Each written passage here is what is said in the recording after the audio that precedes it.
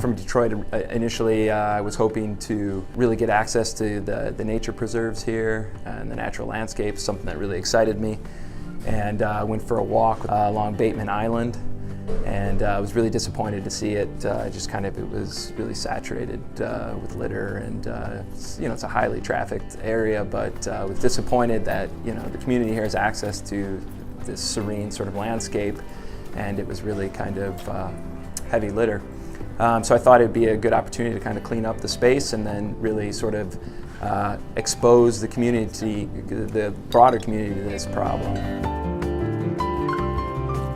Hello, my name is Peter Christensen. I'm an assistant professor of fine arts at Washington State University Tri-Cities, and I'm working on a project called Anti-Litter with the community here.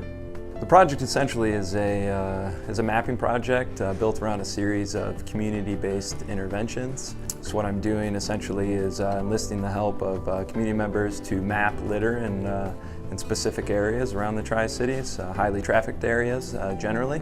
So we use cell phones.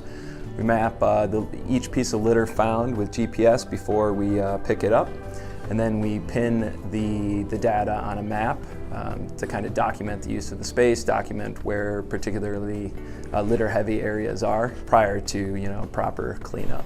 We cleaned up Bateman Island, and then we also have mapped and cleaned up an area on Spangler in Richland that was a vacant area. So we hit one highly trafficked area, and then we hit one sort of vacant area to kind of see what the difference would be in between, in terms of the mapping, or in terms of sort of the litter that we found and sort of the discussions that happen at the space.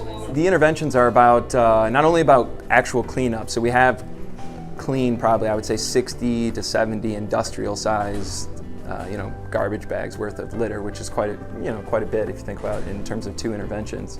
The other part is really sort of about changing social consciousness and about the way people think about their community and about the geography and the natural landscape here. So that's really integral to this project as well, is about sort of shifting that consciousness and that paradigm that allows for people to think about their community in a more positive way and to really sort of serve as an agent of change in cleaning the area up. So that's also really important and integral to the project. So it's about exposure. So bringing 20, 30 people out garners quite a bit of attention. But as people continue to talk about the project, as people continue to talk about sustainability and eco-related art in this project, right, that extends into a larger community, and that's really the idea behind the project, is to keep this discussion going.